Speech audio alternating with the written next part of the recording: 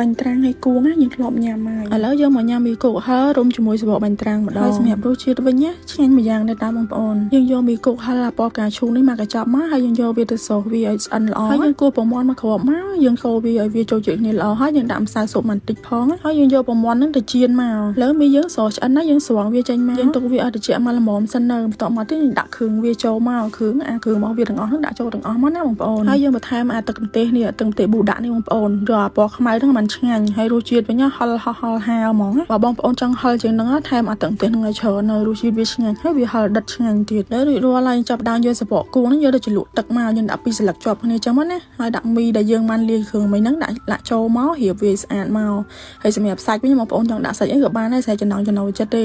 ហើយខ្ញុំថែមពងទាដែលខ្ញុំក្លុកចូលទៅចៀនមិញហ្នឹង